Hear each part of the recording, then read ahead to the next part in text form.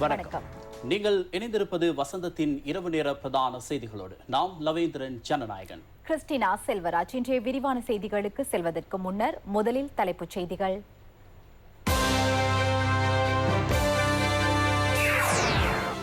பிரித்தானியாவிலிருந்து இலங்கைக்கு வருகை தருவது தற்காலிகமாக நிறுத்தப்பட்டுள்ளது. கொரோனா தடுப்பூசியை விரைவில் நாட்டிற்கு கொண்டுவர ஜனாதிபதி திட்டம். தேங்காயின் விலையை குறைக்க வெளிநாட்டிலிருந்து தேங்காய் இறக்குமதி செய்ய தயார். நாட்டின் எந்த ஒரு இடத்திலும் திடீர் PCR பரிசோதனை மேற்கொள்ள தீர்மானம். சஹ்ரான்களின் ஆரம்பத்தை தேடி பிடிக்கும் ஈஸ்டர் ஆணைக்குழுவின் காலம் நீடிப்பு. 78 வயதான பைடனுக்கும் ஃபைசர் தடுப்பூசி. நியூசிலாந்திற்கு எதிரான 3வது 20-20 போட்டியில் பாகிஸ்தான் வெற்றி.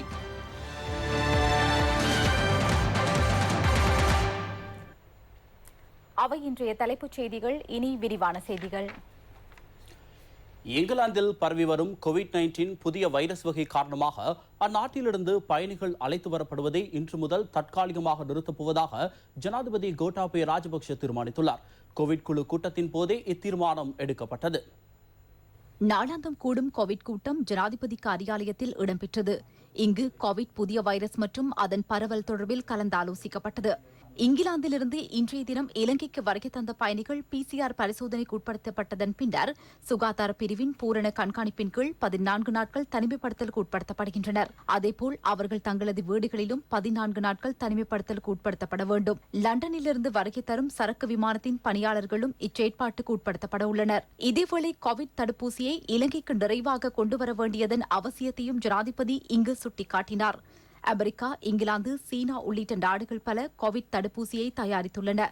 இந்த தடுப்பூசிகள் தொடர்பில் முழுமையாக ஆய்வு செய்ததன் பின்னர் தேவையான நடவடிக்கைகளை மேற்கொள்வதற்கான ஜனாதிபதியின் பிரதான ஆலோசகர் லலித் வீரதுங்கவுக்கு அதிகாரம் வழங்கப்பட்டது. தடுப்பூசி வழங்கப்பட வேண்டிய குழுக்களின் அவசியம் மற்றும் முன்னுரிமைக்கு அமைய தீர்மானம் எடுக்கப்படும். தோட்டம், தொடர்மாடி, விடுதிகள் உள்ளிட்ட வைரஸ் பரவல் அபாயம் அதிக அளவில் காணப்படும் இடங்கள் தொடர்பிலான தகவல்களை சேகரிக்கவும் இங்கு தீர்மானிக்கப்பட்டது. அமைச்சர் பவித்ரா வன்னியாராஜ், ராஜாங்க அமைச்சர் சுதர்ஷினி பெர்னாண்டோ புள்ளே உள்ளிட்ட கோவிட் குழு பிரதிநிதிகள் இந்த கலந்துரையாடலில் இணைந்திருந்தனர். இதேவேளை கொரோனா தடுப்பூசியை இலங்கைக்கு கொண்டு வருதல் மற்றும் பகிர்ந்தளித்தல் நடவடிக்கைகளுக்கு பூரண ஒத்துழைப்பு வழங்க உள்ளதாக ஐக்கிய நாடுகள் அமைப்பு தெரிவித்துள்ளது. குறித்த அமைப்பின் பிரதிநிதிகள் குழு பிரதமர் மஹிந்த ராஜபக்சவை சந்தித்த போதே இவ்விடயம் தெரிவிக்கப்பட்டது. ஐக்கிய நாடுகள் அமைப்பின் வதிவிட தொடர்பாடல் பிரதிநிதி ஹெனா சிங்கர் மற்றும் உலக சுகாதார அமைப்பு, யூனிசெப் அமைப்பு ஆகியவற்றின் வதிவிட பிரதிநிதிகளும் இந்த கலந்துரையாடலில் இணைந்திருந்தனர். தற்போது பல நாடுகள் கொரோனா வைரஸிற்கு எதிரான தடுப்பூசியை பயன்படுத்துகின்றன. பல நாடுகள் கொரோனா 2ஆம் அலையினால் பாரிய நிலைமைகளை சந்தித்துள்ள நிலையில் கொரோனாவிலிருந்து மீள்வதற்கு தடுப்பூசி பயன்பாட்டின் முக்கியத்துவத்தை பிரதமர் இங்கு சுட்டிக்காட்டினார். நாட்டில் இன்றைய தினம் 260 கொரோனா வைரஸ் தொற்றாளர்கள் அடையாளம் காணப்பட்டுள்ளதாக கோவிட்-19 பரவலை தடுப்பதற்கான தேசிய செயல்பாட்டு மத்திய நிலையம் தெரிவித்துள்ளது. நேற்றைய தினம் அடையாளம் காணப்பட்ட தொற்றாளர்களில் 364 பேர் உள்நாட்டில் அடையாளம் காணப்பட்டவர்கள். நேற்றைய தினமும் கொழும்பு மாவட்டத்திலேயே அதிகளவான தொற்றாளர்களாக 101 பேர் பதிவாகியிருந்தனர். ரத்மலானையில் 43 பேரும், சாலமுல்லையில் 7 பேரும், வெலிக்கடை சிறைச்சாலை மற்றும் கிராண்ட் பாஸ் பகுதியில் தலா 6 பேரும் அடையாளம் காணப்பட்டனர். கம்பஹா மாவட்டத்தில் 67 பேரும், களுத்துறை மாவட்டத்தில் 46 பேரும் நேற்று அடையாளம் காணப்பட்டனர். கொரோனா தொற்றுக்குள்ளான மேலும் 5 உயிரிழந்த நிலையில் உயிரிழந்தோரின் மொத்த எண்ணிக்கை 181 அதிகரித்துள்ளது. இலங்கையில் இதுவரை 37,891 கொரோனா வைரஸ் தொற்றாளர்கள் அடையாளம் காணப்பட்டுள்ளனர். 8,410 பேர் வைத்தியசாலைகளில் சிகிச்சை பெற்று வருகின்றனர். 29,300 பேர் பூரணமாக குணமடைந்து வைத்தியசாலையிலிருந்து வெளியேறியுள்ளனர். ரேபிட் ஆன்டிஜென் பரிசோதனை நாளை முதல் நாட்டின் பல பாகங்களிலும் மேற்கொள்ளப்படும் என அமைச்சர் கஹலிய ரம்புக்வெல்ல தெரிவித்தார். ரேபிட் ஆன்டிஜென் பரிசோதனையை சில குறிப்பிட்ட பகுதிகளில் மேற்கொள்ள தீர்மானித்துள்ளோம். நுவரெலியா மாவட்டத்தில் PCR பரிசோதனையை மேற்கொண்டு அதன் அறிக்கையை கொண்டு வருபவர்கள் மாத்திரமே மாவட்டத்திற்குள் அனுமதிக்கப்படுவர். ஊரடங்கு சட்டம் அமுல்படுத்தப்படுவது தொடர்பில் எமக்கு இந்த தருணத்தில் கூற முடியாது. அந்தந்த சந்தர்ப்பத்தில் காணப்படும் நிலைமைகளை கருத்தில் கொண்டு தீர்மானம் எடுக்கப்படும்.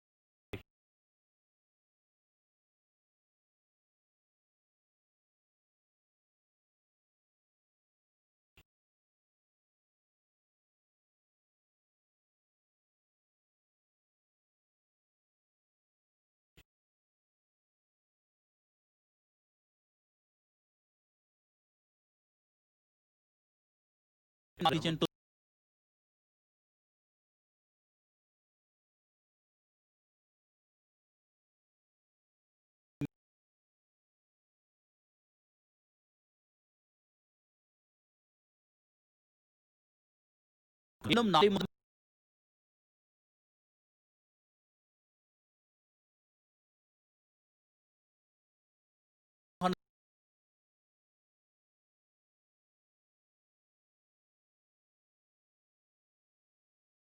மாதத்திலிருந்து 11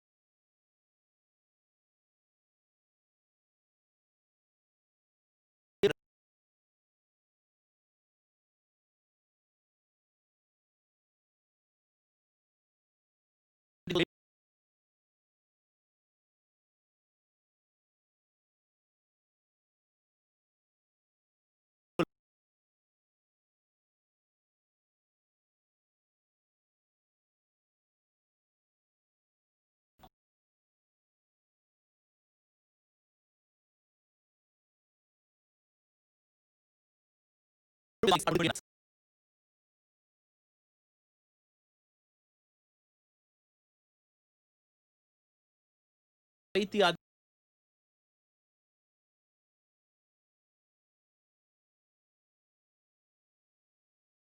அதிகாரிகள்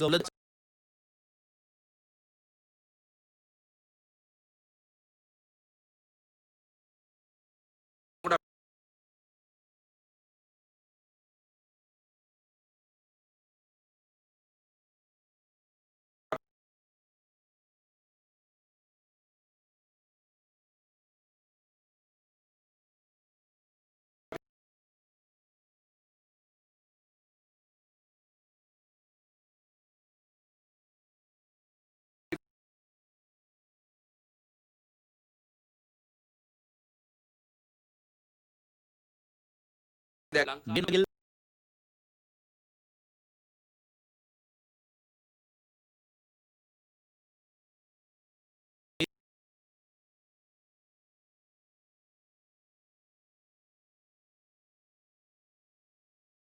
வைரஸ் தொற்றாளர்கள்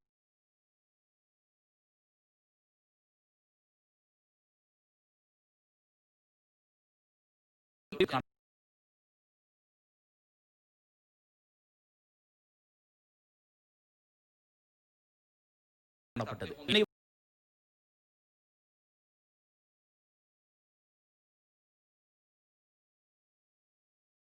வைத்து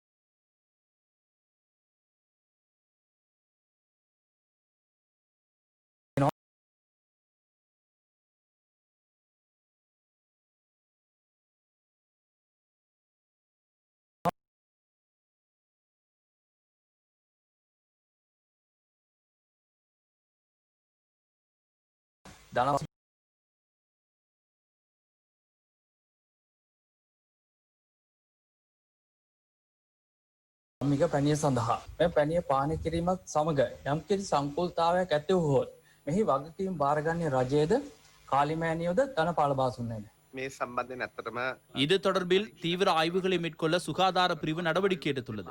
ஆயுர்வேத திணைக்களத்தின் நிபுணத்துவ குழு குறித்த பானத்திற்கு அனுமதி வழங்கியுள்ளது. இந்த குழு அனுமதி வழங்கியதன் பின்னர் ஒழுக்காற்று குழுவின் அனுமதியும் கிடைக்கப்பெற வேண்டும். நாளைய தினம் இந்த ஆய்வு தொடர்பிலான தகவல்கள் ஒழுக்காற்று குழுவிடம் சமர்ப்பிக்கப்படும். இந்த குழுவின் அனுமதி கிடைத்தவுடன் அதனை விஞ்ஞான ரீதியிலான பரிசோதனைக்குட்படுத்த தீர்மானித்துள்ளோம். அதுவரை இது தொடர்பில் பார்த்து கொண்டுதான் இருக்க வேண்டும். தேசிய சுதேச மருத்துவ கொள்கையின்படி அதனை ஒரு உணவுப் பொருளாக அனுமதி வழங்கியுள்ளனர். அதற்கு எதிர்ப்பு தெரிவிக்க எம்மால் முடியாது. ඔවුන් හඳුනගෙන ඒක අනුමැතිය ලබා දීලා තුන ඒ නිසා ඒකට අපිට විරුද්ධ වෙන්න හැකියාවක් නැහැ. 800 மில்லியன் ரூபாய் பெறுமதியிலான 114 அவசர சிகிச்சை பிரிவு கட்டில்கள் சுகாதார அமைச்சுக்கு இன்று அன்பளிப்பு செய்யப்பட்டது. ராஜாங்க அமைச்சர் சுதர்சனி பெர்னாண்டோ புல்லே தலைமையில் குறித்த அன்பளிப்பை பொறுப்பேற்கும் நடவடிக்கை இடம்பெற்றது. கொழும்பு ரொட்டரி கழகம் மற்றும் ஆஸ்திரேலிய பிளவிங்டன் ரொட்டரி கழகம் ஆகியன இதற்கு ஒத்துழைப்பு வழங்கினர். இலங்கை இருதய நோய் வைத்தியர்கள் சங்கத்தின் கோரிக்கைக்கு அமைய கொழும்பு தேசிய வைத்தியசாலைக்கு ஹேமா சமூக வேலை திட்டம் PCR பரிசோதனை இயந்திரம் ஒன்றை அன்பளிப்பாக வழங்கியது. 5 மில்லியன் ரூபாய் பெறுமதியான குறித்த இயந்திரம் அமைச்சர் பவித்ரா வன்னியாராய்ச்சியிடம் கையளிக்கப்பட்டது. கொழும்பு தேசிய வைத்தியசாலைக்குள் இதுவரை PCR பரிசோதனை மேற்கொள்ளப்படாதிருந்த நிலையில் குறித்த இயந்திரம் கிடைக்கப்பெற்றதை அடுத்து அங்கு PCR பரிசோதனை மேற்கொள்வதற்கான சந்தர்ப்பம் கிடைத்துள்ளது. தேங்காய் விலையை குறைத்தல் மற்றும் தரமான தேங்காய் எண்ணெயை மக்களுக்கு வழங்கும் நோக்கில் காய்ந்த தேங்காய் துண்டுகளை இறக்குமதி செய்ய நடவடிக்கை எடுக்கப்படும் என அமைச்சர் வைத்தியர் ரமேஷ் பத்திரன தெரிவித்தார். இன்று இடம்பெற்ற ஊடக சந்திப்பில் அதிவேக நெடுஞ்சாலை நிர்மாண பணிகள் தொடர்பில் அமைச்சர் கஹலிய ரம்புக்வெல்லவும் கருத்து வெளியிட்டார். பொத்துஹர සිට ගලගෙදර දක්වා කිලෝමීටර් 30 பொத்துஹரையிலிருந்து கலகெதிர வரையான 32 கிலோமீட்டர் தூரம் கொண்ட வீதியின் நிர்மாண பணிகளை 142 பில்லியன் ரூபாய் செலவில் தேசிய நிறுவனம் மற்றும் அந்நிறுவனத்தினூடாக நேரடி ஆளணிகளை கொண்டு நிறைவு செய்ய தீர்மானிக்கப்பட்டுள்ளது. 42 மாதங்களில் நிர்மாண பணிகளை நிறைவு செய்ய திட்டமிடப்பட்டுள்ளது. 2 முறைகளிலும் இதன் நிர்மாண பணிகளை ஆரம்பிக்க முடியுமா என ஆராய உள்ளோம். தற்போது பொத்துஹரையில் நிர்மாண பணிகள் ஆரம்பமாக உள்ளன. கலகெதிரிலும் இதன் நிர்மாண பணிகளை ஆரம்பிக்க முடியுமாக இருந்தால் நிர்மாணத்திற்கான காலத்தை பாரியளவில் குறைத்துக் கொள்ள முடியும். இப்போது திட்டமிடப்பட்டுள்ள திகதிக்கு முன்னர் இதன் நிர்மாணங்களை நிறைவு செய்ய நாம் எதிர்பார்க்கின்றோம். සඳහන් කරන්නට ඕනේ. කර්මාන්ත අමාත්‍යංශය යටතේ පවතින கைத்தொழில் அமைச்சின் கீழ் காணப்படும் VCC நிறுவனத்தினூடாக மாதம் ஒன்றுக்கு 13,000 மெட்ரிக் டன் அளவிலான காய்ந்த தேங்காய் துண்டுகளை 3 மாத காலத்திற்கு இறக்குமதி செய்ய அனுமதி வழங்கப்பட்டுள்ளது. இலங்கையர்கள் தரமான தேங்காய் எண்ணெயை பயன்படுத்துவதற்கு வாய்ப்பளித்தல் அரசின் பிரதான நோக்கமாகும். அதேபோல் சுத்தமாக்கப்பட்ட பாமொயில் மாத்திரமே நாட்டிற்கு கொண்டு வரப்பட வேண்டும் என்ற தீர்மானமும் நேற்றைய அமைச்சரவை கூட்டத்தில் எடுக்கப்பட்டு அனுமதியும் வழங்கப்பட்டது. உயிர்த்த ஞாயிறு தாக்குதல் தொடர்பில் விசாரணை செய்யும் ஜனாதிபதி ஆணைக்குழுவின் காலம் எதிர்வரும் ஜனவரி 31ஆம் தேதி வரை நீடிக்கப்படுவதற்கான வர்த்தமானி அறிவித்தல் வெளியிடப்பட்டுள்ளது.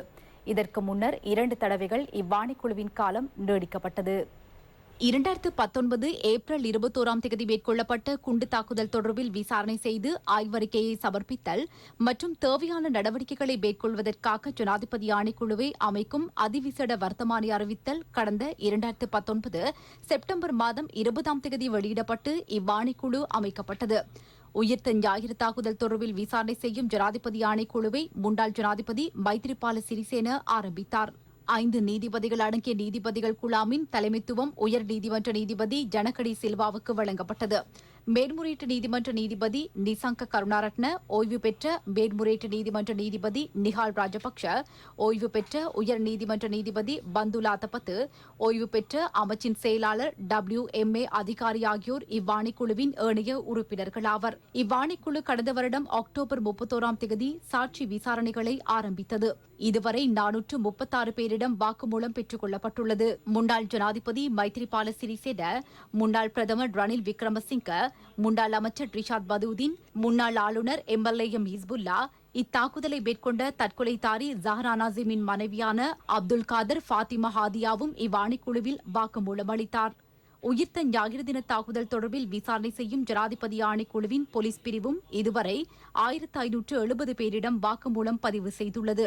இதேவேளை உயிர்த்த ஞாயிறு தின தாக்குதலின் போது தெஹிவலை டிராபிகலின் விடுதியில் குண்டை வெடிக்கச் செய்து தற்கொலை செய்து கொண்ட ஜமீல் முகமட் என்பவரின் மனைவியான ஃபாத்திமா சிஃபானா இன்றைய தினம் இவ்வாணைக்குழுவில் வாக்குமூலம் அளித்தார். சிறைச்சாலை அதிகாரிகள் அவரை ஆணைக்குழுவிற்கு அழைத்து வந்ததோடு ஊடகங்கள் இன்றியே அவரிடம் வாக்குமூலம் பதிவு செய்யப்பட்டது.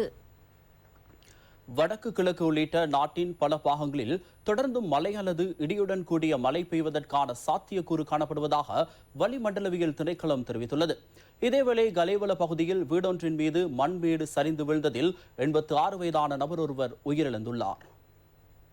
மட்டக்களப்பில் இன்று காலை 8:30 மணியுடன் நிறைவடைந்த 24 மணி நேரத்தில் 150.7 மில்லிமீட்டர் மழை வீழ்ச்சி பதிவாகியுள்ளதுடன் வாகரையில் 214.7 மில்லிமீட்டர் மழை பதிவாகியுள்ளதாக வானிலை அவதான நிலையம் தெரிவித்துள்ளது.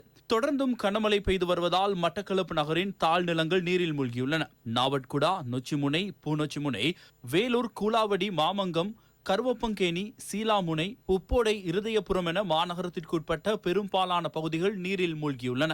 இம்மாவட்டத்தில் நிலவி வரும் சீரற்ற காலநிலையை அடுத்து வாழைச்சேனை கமநல சேவை திணைக்களத்திற்குட்பட்ட 15,000க்கும் மேற்பட்ட விவசாய நிலங்கள் பாதிக்கப்பட்டுள்ளதாக திணைக்கள பிரதேச அபிவிருத்தி உத்தியோகத்தர்கள் தெரிவித்துள்ளனர். பூனானை அணைக்கட்டினூடாக நீர் செல்வதாலும் சிறிய குளங்களின் நீர்மட்டம் உயர்வடைந்துள்ளதாலும் விவசாய நிலங்கள் நீரில் மூழ்கியுள்ளன.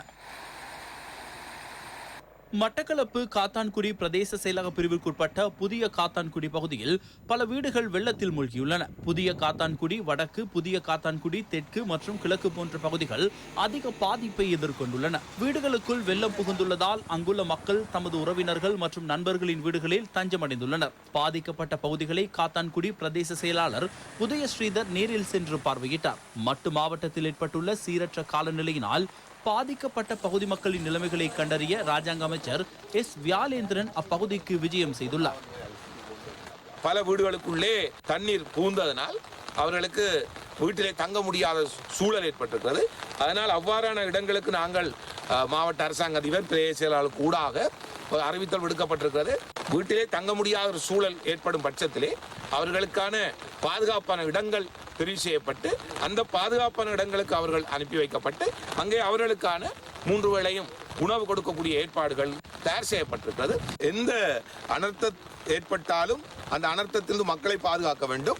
அத்தோடு அந்த மக்களுக்கான சேவைகள் உடனடியாக வழங்கப்பட வேண்டும் என்பதில் அரசாங்கம் மிகவும் கவனமாக இருக்கிறது. அந்த அடிப்படையிலே மக்கள் அதை குறித்து கவலை கொள்ள வேண்டிய அவசியம் இல்லை. இருந்தாலும் நாங்கள் இந்த மழை தொடர்ந்து நீடிக்குமானால் அந்தந்த பகுதிகளில் இருக்கின்ற மக்கள் கொஞ்சம் விழிப்பாக இருக்க வேண்டும் என்பதை நாங்கள் இந்த இடத்திலே கேட்டுக்கொள்ள விரும்புகிறோம். கடந்த 2 தினங்களாக விடாத மழை மட்டக்களப்பு மாவட்டத்தில் பரவலாக பெய்ததன் காரணமாகவும் எமது மாவட்டத்தை அண்டிய பிரதேசங்களான பொலன்னறுவை, பதுளை போன்ற இடங்களில் பெய்ததன் காரணமாகவும் எமது மாவட்டத்திலே அதிகளவான வெள்ளப்பெருக்கு ஏற்பட்டு பல கிராமங்கள் துண்டிக்கப்பட்ட நிலையில் இருக்கின்றன. அனர்த்த முகாமைத்துவ நிலையத்தின் போட்டுகளை பயன்படுத்தி உதவி செய்து வருகின்றார்கள். போட்டிலே தேவையானவர்கள் மட்டும் அதிகம் சுகாதார நடைமுறைகளுக்காக குறைந்த அளவிலான 2, 3 பேர், 5 பேருக்கு உட்பட்டவர்களை அவசியமாக செல்ல வேண்டியவர்களை மாத்திரம் அங்கிருந்தும் இங்கிருந்தும் பயணிப்பதற்கு உதவி செய்கின்றார்கள். அம்பாறை மாவட்டத்தில் கடந்த 3 தினங்களாக பெய்து வரும் அடைமழை காரணமாக அம்மாவட்டத்தின் பல பகுதிகளில் வெள்ள அச்சுறுத்தல் ஏற்பட்டுள்ளது. ஆட்டாளைச்சேனி பகுதியின் புறந்தோட்டம், கோணாவத்த, மைக்காநகர் ஆகிய பிரதேசங்களில் வீடுகளில் வெள்ள நீர் புகுந்துள்ளதோடு வீதிகள் வெள்ளக்காடாக காட்சியளிக்கின்றது. அட்டாளைச்சேனி பிரதேச வைத்தியசாலையிலும் வெள்ள நீர் புகுந்துள்ளதால் மக்கள் அசௌகரியங்களை எதிர்கொண்டுள்ளனர். மேலும் அக்கரைப்பற்று, ஆலையடிவேம்பு, திருக்கோவில், பொத்துவில், கல்முனை, நிந்தவூர், அம்பாறை உள்ளிட்ட பிரதேசங்களின் தாழ்நில பகுதிகள் வெள்ளத்தில் மூழ்கியுள்ளன. அடைமழை காரணமாக சாகாமம் பிரதான வீதியின் கூலாவடி பகுதிக்கு அண்மித்த தாம்போதி மேலாக வெள்ளம் பாய்ந்து வருகின்றது. இதனால் அலிகம்பை, கூலாவடி, சாந்திபுரம் கிராமங்களில் வாழும் மக்களும் விவசாயிகளும் பெரிதும் பாதிக்கப்பட்டுள்ளனர். ஆலையடிவேம்பு, அக்கரைப்பற்று பிரதேசங்களின் 5 கிராமங்களை சேர்ந்த 100 குடும்பங்கள் இடம்பெயர்ந்து உறவினர்களின் வீடுகளில் தங்கியுள்ளதாக ஆலையடிவேம்பு பிரதேச செயலாளர் வி. பபாகரன் தெரிவித்தார். திருகோணமலை மாவட்டத்தில் பெய்து வரும் அடைமழை காரணமாக தாழ்நில பிரதேசங்கள் நீரில் மூழ்கியுள்ளதோடு மக்களின் அன்றாட வாழ்வு பாதிக்கப்பட்டுள்ளது. தம்பலகாமம் பகுதியில் வயல் நிலங்கள் நீரில் மூழ்கியுள்ளன. கிண்ணியா பகுதியில் சில வீடுகளில் வெள்ள நீர் தேங்கியுள்ளது. அண்ணல் நகர், மாஞ்சோலை சேனை, மஹ்ரூப் நகர் போன்ற தாழ்நில பகுதிகள் வெள்ளத்தில் மூழ்கியுள்ளதோடு வீதிகளும் வெள்ளத்தில் மூழ்கியுள்ளன. மூதூர், தோப்பூர், நிலாவலி பிரதேசங்களில் தாழ்நில பகுதிகள் நீரில் மூழ்கியுள்ளன. மேலும் திருகோணமலை கடல் பகுதியில் கொந்தளிப்பாக காணப்படுவதால் மீனவர்கள் தங்களது வள்ளங்களை கரையொதுக்குவதையும் அவதானிக்க முடிந்தது. முல்லைத்தீவு கடல் 2 நாட்களாக கொந்தளிப்பாக காணப்படுகிறது. இதனால் மீனவர்கள் தொழிலுக்கு செல்லாது தமது வள்ளங்களை பாதுகாப்பாக கரையோரத்தில் நிறுத்தி வைத்துள்ளனர். அம்பாறை இரக்காமம் கோட்டத்திற்குட்பட்ட அமீர் அலிபுரம் வித்யாலய வளாகத்திற்குள் வெள்ள நீர் புகுந்துள்ளது. இதனிடையே இரக்காமம் விஸ்தரிப்பு வளாகத்தில் காணப்பட்ட பாரிய மரம் ஒன்று வீதியின் குறுக்கே சாய்ந்ததில் அம்பாறை அக்கரைப்பற்று பிரதான வீதிக்கான போக்குவரத்து ஒரு சில மணி நேரம் தடைப்பட்டது. மின் இணைப்பு மற்றும் தொலைபேசி இணைப்புகளுக்கும் இதனால் சேதம் ஏற்பட்டது. கலேவல மெதபெத்த பகுதியின் 27ஆம் மைல்கல் பிரதேசத்தில் வீடொன்றின் மீது மண்மேடு சரிந்து விழுந்துள்ளது. இதில் காயங்களுக்குள்ளான 86 வயதுடைய முதியவர் உயிரிழந்துள்ளதோடு அவருடைய மகள் காயமடைந்த நிலையில் வைத்தியசாலையில் அனுமதிக்கப்பட்டுள்ளார். குறித்த வீட்டின் முற்றத்தில் நிறுத்தி வைக்கப்பட்டிருந்த 2 மோட்டார் சைக்கிள்களும் நிலச்சரிவில் சிக்கியுள்ளது. இப்பகுதியில் மண் சரிவுக்கான அபாயம் எதுவும் இருக்கவில்லை என தெரிவிக்கப்படுகின்றது. பொலனறுவை மாவட்டத்தில் பெய்யும் கடும் மழை காரணமாக சிறிய குளங்கள் வான்பாயும் நிலையில் தாழ் நிலங்கள் பல நீரில் மூழ்கியுள்ளன. வயல் நிலங்களும் நீரில் மூழ்கியுள்ளன. சோமாவதி புனித தலத்திற்கு செல்லும் வீதியும் நீரில் மூழ்கியுள்ளதோடு இத்தலத்தின் கட்டிடம் ஒன்றும் நீரில் மூழ்கியுள்ளதாக தெரிய வருகின்றது. இதேவேளை நாட்டில் தொடர்ந்தும் மழையுடன் கூடிய காலநிலை தொடரும் என வளிமண்டலவியல் திணைக்களம் தெரிவித்துள்ளது.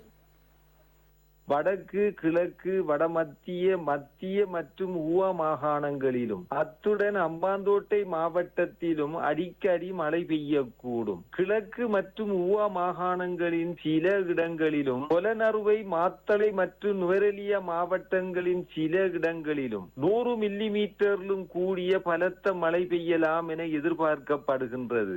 ஏனைய பிரதேசங்களில் மாலை வேளையில் மழை அல்லது இடியுடன் கூடிய மழை பெய்யக்கூடும். சில இடங்களில் 100 மில்லிமீட்டரிலும் கூடிய பலத்த மழை பெய்யலாம் எனவும் எதிர்பார்க்கப்படுகின்றது. நாட்டை சூழவுள்ள கடல் பிராந்தியங்களின் பல இடங்களில் மழை அல்லது இடியுடன் கூடிய மழை பெய்யக்கூடும். திருகோணமலை தொடக்கம் மட்டக்களப்பு ஊடாக பொத்துவில் வரையான கடல் பிராந்தியங்களின் சில இடங்களில் பலத்த மழை பெய்யலாம் என எதிர்பார்க்கப்படுகின்றது. கொழும்பு துறைமுகத்தின் புதிய எரிபொருள் களஞ்சிய தொகுதியை நிர்மாணிக்கும் நடவடிக்கை ஆரம்பமானது. இலங்கை துறைமுக அதிகார சபையின் ஜெயபஹலு முனைய நிறுவனமூடாக இந்நடவடிக்கை இடம்பெறுகின்றது. புதிய எரிபொருள் களஞ்சிய தொகுதி நிர்மாண பணிகள் அமைச்சர் ரோஹித் அபேகுணவர்த்தன தலைமையில் ஆரம்பமானது. ஜெயபஹாலு முனைய நிறுவனத்தின் சேவையை சர்வதேசத்திற்கு கொண்டு செல்லும் நோக்கில் அந்நிறுவனத்திற்கான புதிய இணையதளத்தை அங்குரார்ப்பணம் செய்யும் நிகழ்வும் அமைச்சர் தலைமையில் இடம்பெற்றது. கொரோனா தொற்றுக்கு மத்தியிலும் துறைமுக செயற்பாடுகள் சீர்குலைய இடமளிக்காது பொருளாதாரத்தின் புதிய கதவுகளை திறக்க நடவடிக்கை எடுக்கப்பட்டுள்ளதாக அமைச்சர் இங்கு குறிப்பிட்டார். நாம் பொருளாதாரத்தின் புதிய கதவுகளை திறக்க வேண்டும். தேசிய பொருளாதாரத்தை வலுப்படுத்தி தேவையான பொருட்களை மாத்திரம் இறக்குமதி செய்வதற்கு நாம் தீர்மானித்துள்ளோம். இதனூடாக ஏற்றுமதி மற்றும் அந்நிய செலாவணியை பெற்றுக்கொள்வதே எமது நோக்காகும். இந்நிலையில் துறைமுகம் என்ற துறை எமக்கு மிகவும் முக்கியத்துவம் வாய்ந்ததாகும். மீள் ஏற்றுமதியில் மிக உயர்ந்த இடத்தில் நாம் இருக்கின்றோம். இது கேந்திர மத்திய நிலையமாகும். துறைமுக அதிகார சபையினூடாக நாட்டின் கல்வி, சுகாதாரத்துறை, அடிப்படை வசதிகளை மேம்படுத்துவதற்கு தேவையான நிதியை தேடி வழங்கும் பொறுப்பு காணப்படுகிறது. சிலர் நாம் சொத்துக்களை விற்பனை செய்வதாக கருத்துக்களை பரப்புகின்றனர். தெளிவாக குறிப்பிட விரும்புகிறோம், எமது அரசாங்கம் விற்று உண்ணும் கொள்கையை கொண்ட அரசாங்கம் அல்ல. நாம் கடனில் இருக்க செய்யாமல் முதலீட்டாளர்களை அழைத்து இந்த சொத்துக்களின் உரிமையை நாம் வைத்துக் கொண்டு நாட்டின் பொருளாதாரத்தை வலுப்படுத்த எதிர்பார்க்கிறோம். இதேவேளை கொழும்பு துறைமுகத்தின் கிழக்கு முனையத்தை வேறொரு நாட்டிற்கு விற்பனை செய்ய எந்த ஒரு திட்டமும் இல்லை என இலங்கை துறைமுக அதிகார சபையின் தலைவர் ஜெனரல் தயா ரத்நாயக்க தெரிவித்தார். இது தொடர்பில் ஊடக சந்திப்பில் அவர் விளக்கமளித்தார். கொழும்பு துறைமுகத்தின் கிழக்கு முனையானது துறைமுக அதிகார சபையின் ஊடாக கட்டியெழுப்பப்பட்ட முனையாகும். இம்முனையத்தின் நீளம் 1300 மீட்டராகும். 2015 ஜனவரி மாதமளவில் முனையத்தின் நீளமானது 430 மீட்டர் வரை அதிகரிக்கப்பட்டது. எனினும் பல்வேறு காரணங்களினால் நல்லாட்சி அரசாங்கம் குறித்த முனையத்தின் அடுத்த கட்ட நிர்மாண பணிகளை நிறுத்தியது. இதனால் இம்முனையம் தொடர்பில் கண்டறிந்து தேவையான தீர்வு திட்டங்களை முன்வைக்க அமைச்சரவை 2 குழுக்களை நியமித்துள்ளது. இக்குழுவின் அறிக்கைக்கமைய அரசாங்கம் அடுத்த கட்ட நடவடிக்கை எடுக்கும் என இலங்கை துறைமுக அதிகார சபையின் தலைவர் ஜெனரல் தயா ரத்நாயக்க தெரிவித்தார். நல்லாட்சி அரசாங்கம் இந்தியாவுக்கும் ஜப்பானுக்கும் இடையிலான ஒப்பந்தம் ஒன்றை ஏற்படுத்திக் கொண்டு அதனூடாக கிழக்கு முனையத்தின் செயற்பாடுகளை முன்னெடுக்க திட்டமிட்டிருந்தது. ஜப்பானிடமிருந்து கடன் பெற்றுக்கொண்டு அதனூடாக இதனை கட்டியெழுப்புவதே கடந்த அரசாங்கத்தின் எண்ணமாக இருந்தது. எனவே புதிதாக ஆட்சிக்கு வந்த அரசாங்கம் நாம் கடன் பெறப் போவதில்லை, வேறொரு நாட்டிற்கு விற்பனை செய்ய போவதுமில்லை என்ற விடயத்தை எங்களுக்கு அறிவித்தது. இதனை ஏன் தேசிய முதலீட்டாளர்களுக்கு வழங்க முடியாது? தேசிய முதலீட்டாளர்களுக்கு இது தொடர்பில் செயல்பட சிறந்த வாய்ப்புகள் உள்ளன. இதனோடு மேற்கு முனையமும் இருக்கின்றன. அதுவும் இந்த வலயத்தில் உள்ள பாரிய முனையம். அதனையும் தேசிய முதலீட்டாளர்கள் முதலீடு செய்து மேம்படுத்த முடியும். அரசாங்கத்தின் நோக்கமும் தேசிய முதலீட்டாளர்களுக்கு முன்னுரிமை அளிப்பதாக. நிச்சயமாக தேசிய முதலீட்டாளர்களுக்கு விசேட இடம் உண்டு. கோவிட் வைரஸ் பரவல் காரணமாக துறைமுகத்தின் செயல்பாடுகளுக்கு பாதிப்பு ஏற்பட்டாலும் தற்போது துறைமுகத்தின் செயல்பாடுகள் வழமை போன்று இடம்பெறுவதாக SAGT முனையத்தின் பொது முகாமையாளர் உப்புல் ஜினதாச தெரிவித்தார். பாரிய வேலை திட்டங்களை முன்னெடுத்து அந்தந்த நிறுவனங்களின் பாதுகாப்புக்கென சில கட்டுப்பாடுகளை விதித்து எமது ஊழியர்களுக்காக பாரிய முதலீடு ஒன்றை நாம் மேற்கொண்டுள்ளோம். கடந்த காலங்களில் சில சவால்களுக்கு முகம் கொடுத்தோம். ஒரே நேரத்தில் தொற்றாளர்கள் அதிகரித்ததால் எமது பாவனையாளர்களும் அசௌகரியங்களுக்கு முகம் கொடுத்தனர். இப்போது அனைத்து பிரச்சனைகளும் தீர்க்கப்பட்டு வளமை போன்று செயற்பாடுகள் முன்னெடுக்கப்பட்டன. இத்துடன் வசந்தத்தின் இரவு நேர பிரதான செய்தி அறிக்கை நிறைவடைகின்றது. எமது அடுத்த பிரதான செய்தியை நாளை மதியம் 1 மணிக்கு எதிர்பாருங்கள். வணக்கம்.